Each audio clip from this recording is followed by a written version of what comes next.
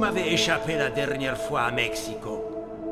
Ne vous avais-je pas prévenu que la roue tournait un jour pour tous, professeur Jones? Vous auriez dû accepter mon offre et travailler pour nous. Vous devriez savoir que je ne traite pas avec les nazis, Von Braun. Professeur Von Braun, je vous prie. Vous ne lisez pas les journaux? Votre troisième Reich est fini. Vous allez perdre la guerre en Europe. Et vous? Vous venez de perdre l'unique exemplaire de la déesse mère des Pachacamac que vous avez cherché si longtemps. Vous n'êtes rien d'autre qu'un vulgaire voleur, prêt à vendre son âme et une statue sacrée pour de l'argent. Je crains que nos chemins se séparent définitivement ici, Jones. Jockey, Gravak!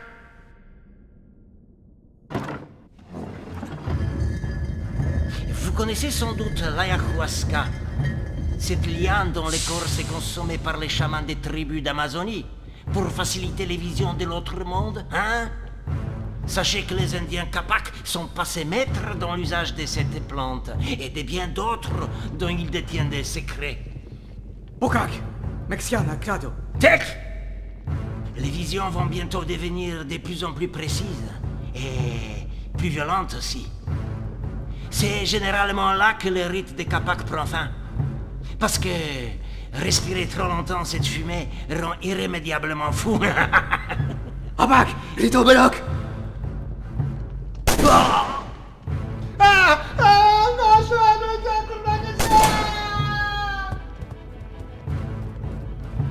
Adieu, Jones. Je vous souhaite un bon voyage au pays de la folie.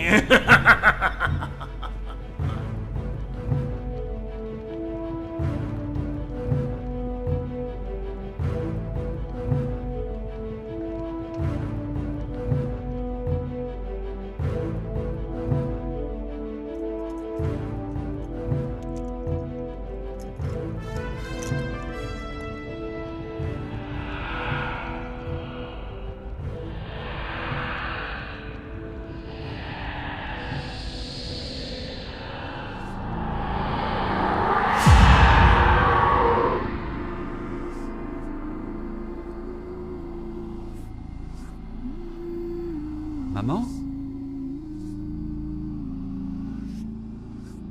Maman, c'est toi?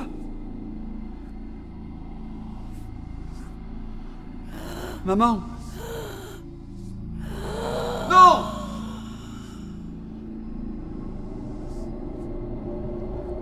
Non!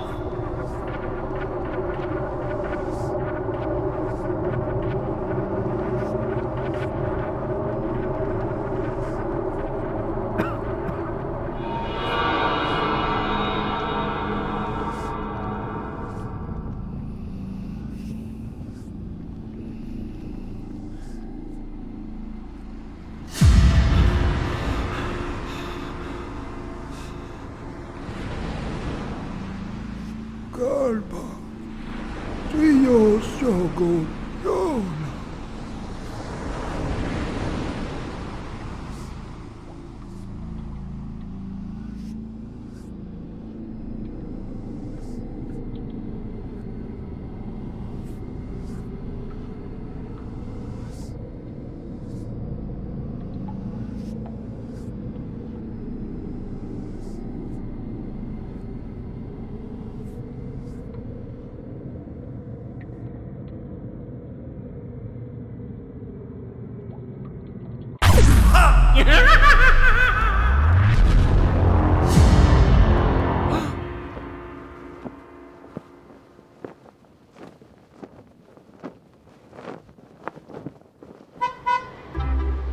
Fin de la guerre en Europe!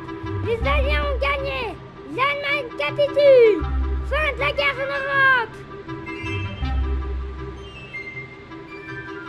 Hector Berlioz avait l'habitude de dire que le temps est un grand professeur, qui a malheureusement l'habitude de tuer ses élèves. L'archéologie est une course avec et contre le temps, et l'archéologue un voyageur du temps. Je vais vous faire une révélation, jeunes gens. La machine à voyager à travers le temps existe. La voilà. Un archéologue n'est pas un aventurier qui sillonne le monde afin d'y découvrir dans je ne sais quel coin reculé une civilisation disparue. Les découvertes historiques et archéologiques se font principalement dans les rayons poussiéreux des bibliothèques. Ceux qui espéraient une vie d'aventure devraient changer de cursus et s'engager dans l'armée. Mais pour les autres, je vous prédis une vie à arpenter les allées des bibliothèques. N'oubliez pas, j'attends vos travaux sur l'étude des rites de passage d'Arnold van Gennep pour vendredi. Indy, tu as appris la nouvelle? Oui, la guerre est terminée. On a gagné, mon vieux. Les nazis font enfin partie du passé. J'ai une chose à te demander, Marcus. Tout ce que tu veux, sauf le financement d'une autre expédition pour ce semestre. Je dois te le dire, Indy, le conseil d'administration n'a pas apprécié que tu reviennes sans l'idole après avoir dépensé tant d'argent. L'argent? Marcus, c'était l'unique exemplaire d'une déesse mère Pachacamac existant au monde. Elle n'a pas de prix. Penses-tu qu'il reste encore une chance de la retrouver? Von Braun l'a certainement déjà fait fondre et revendu. Et maintenant, elle est perdue à jamais. Mais que voulais-tu me demander? Tu sais, je rêve encore de cette pierre bleue que j'ai vue quand j'ai inhalé les drogues des Capac au Mexique. La médecine des Indiens Capac est très puissante. Tu ressens sans doute encore quelques effets secondaires. Heureusement qu'ils t'ont libéré avant que ça ne te rende fou. Ces rêves semblent si réels pourtant. Cette fois, j'ai vu la pierre distinctement. Et il y avait des symboles écrits dessus. Des symboles Capac? Non, ça n'avait rien à voir. Ni avec aucune des écritures indiennes que je connais d'ailleurs. C'était à peu près ça. C'est très étrange. Qu'est-ce qu'il y a? Je connais ces symboles. C'est du Rongo-Rongo. L'écriture Rapa Nui? Oui, l'écriture Rapa Nui. Les premiers habitants de l'île de Pâques. Comment pourrais-je rêver d'une écriture que je n'ai jamais vue auparavant? C'est bien cela qui est curieux. Je connais un chercheur à la retraite qui, sa vie durant, a tenté de déchiffrer cette écriture. Nous pourrions lui rendre visite. C'est le professeur Victor Morel, un Français, archéologue et linguiste. Mais j'y pense, tu l'as déjà rencontré? Ah oui? Je ne m'en souviens pas. Ça ne m'étonne pas. Tu n'étais alors qu'un enfant de 7 ou 8 ans. C'était un collègue de ton père à l'université. Ils ont même publié quelques travaux ensemble. Mais où est-ce que j'ai bien pu le mettre? Toutes sortes de théories ont été inventées pour tenter d'expliquer la civilisation primitive de l'île de Pâques. D'où sont venus les premiers habitants de l'île? Que sont ces moailles, les grandes statues que l'on trouve autour de l'île? Pourquoi seulement 7 d'entre elles sont tournées vers la mer et toutes les autres vers l'intérieur des terres? Quelles étaient leurs fonctions? Comment les a-t-on bâties et érigées? Et pourquoi ces premiers habitants ont soudain brusquement disparu? Leur écriture elle-même reste à ce jour un mystère. Certains pensent qu'il s'agit d'un vestige de la civilisation disparue de l'Atlantide. Ah, la voilà. Tenez, regardez ça. N'est-ce pas extraordinaire? Du pain, 2 litres de lait, des pommes de terre. C'est une liste de courses, ça, professeur Morel. Vous croyez? Ah, mais oui, c'est exact. Ce n'est pas du tout ça, ce n'est pas du tout ça. Excusez-moi, mais je n'ai pas eu beaucoup le temps de ranger mes affaires avec tous ces voyages. Et dire que je dois encore repartir demain. Ah, mais regardez, c'est juste derrière, là. Là, ce sont les mêmes symboles que sur la pierre bleue dont j'ai rêvé. C'est bien de l'écriture Rongo-Rongo. D'où vient ce dessin? Il y a une quinzaine de jours, l'une des équipes de recherche a trouvé une salle souterraine au sud de l'île, dans l'un des chantiers de fouilles, près du mont Toutapu. Le responsable des recherches, le professeur Marchand, qui est un de mes anciens étudiants, a fait ce croquis et me l'a envoyé pour avoir mon avis. Victor, est-ce que tu as une quelconque idée de sa signification? Je dirais que ce dessin représente un rituel. Un rituel? Mais pourquoi? Parmi les quelques rares symboles de l'écriture Rongo-Rongo qui ont été décodés, on trouve cela. le souvenir et le projet, que l'on peut aussi traduire par le passé et l'avenir. Le passé et l'avenir. Oui. Et celui-là, entre deux prêtres, en forme de tourbillon, indique le trajet ou le déplacement, ou encore le voyage. Professeur Morel, si je vous suis bien, vous êtes en train de nous dire que ce dessin représente un rituel pour... Voyager dans le temps, oui, ça m'en a tout l'air. Vous êtes conscient que le voyage dans le temps est une fable inventée par les auteurs de science-fiction, que ça ne peut pas réellement exister. Il est envisageable que ce dessin ne représente rien d'autre qu'une sorte de conte pour cette civilisation, une simple fiction comme nous avons les nôtres. Mais, en tant que chercheurs, nous devons pouvoir aussi envisager que l'impossible reste probable. Le voyage dans le temps est en toute logique impossible de notre point de vue, mais tout comme devait l'être le projet de voler dans les airs ou de voyager sous les mers pour un homme du Moyen-Âge, n'est-ce pas? Tant de choses qui nous semblaient parfaitement impossibles dans le passé sont possibles aujourd'hui. Il faut que je vous montre quelque chose. Je l'ai trouvé lors d'une fouille, il y a près de 15 ans maintenant, sans savoir quel était son usage. Enfin, jusqu'à ce que je reçoive, il y a quelques jours, ce croquis de marchand.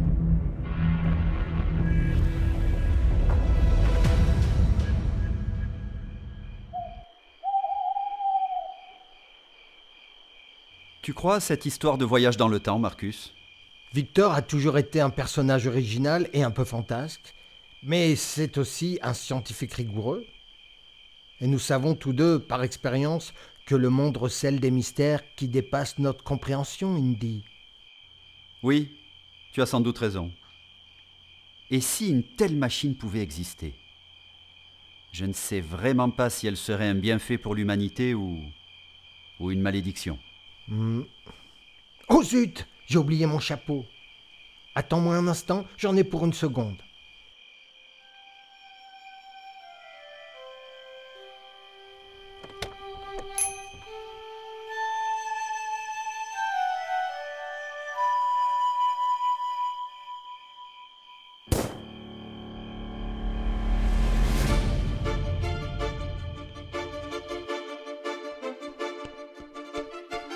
Marcus! Attention, Jones! Ils sont partis par derrière. Ils ont enlevé la pierre et Marcus.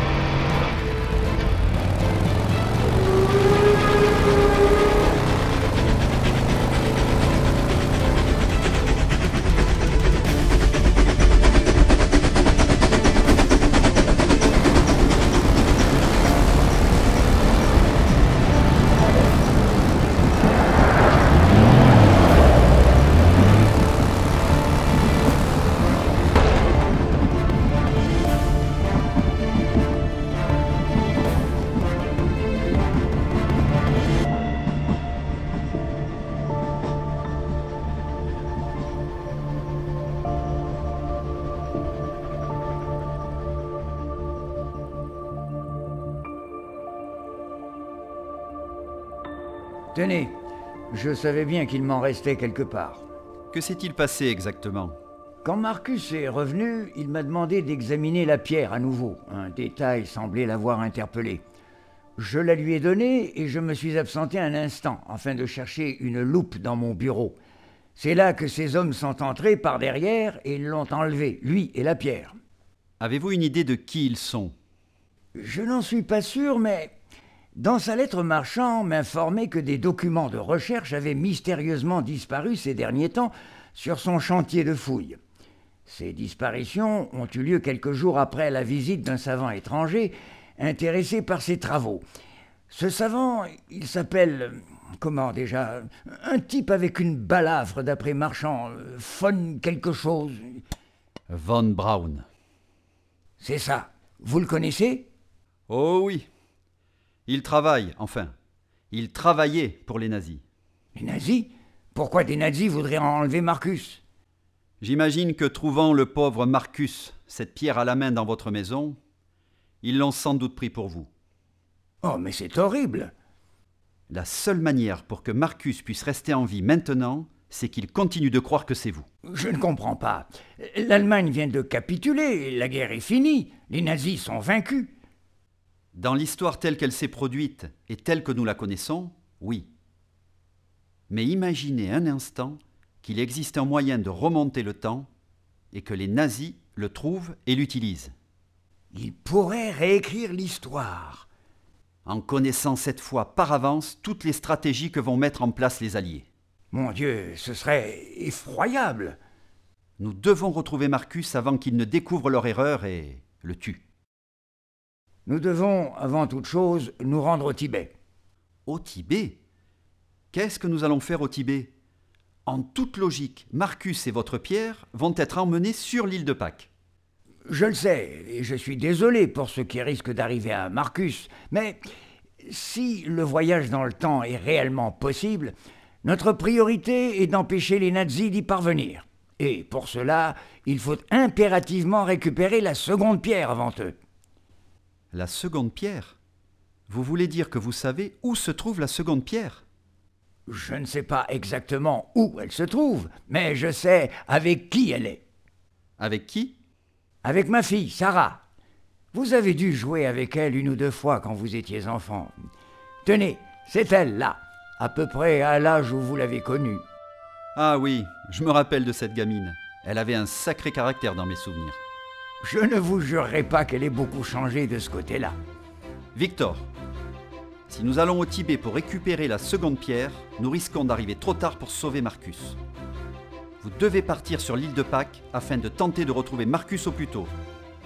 J'imagine que vous avez encore des amis là-bas qui pourront vous aider. Oui, bien sûr, à commencer par mon ancien élève, le professeur Marchand. Partez au plus vite, et moi je vais au Tibet. Je vous rejoindrai quand j'aurai récupéré la seconde pierre. Alors, dépêchons-nous, le temps nous est compté.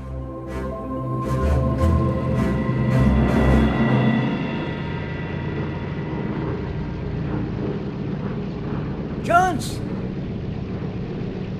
En lui montrant, elle saura que vous venez bien de ma part. C'est sûr qu'il y a peu de chances qu'elle me reconnaisse après toutes ces années. Soyez prudents au Tibet. La situation est instable depuis la fin de la guerre en Europe.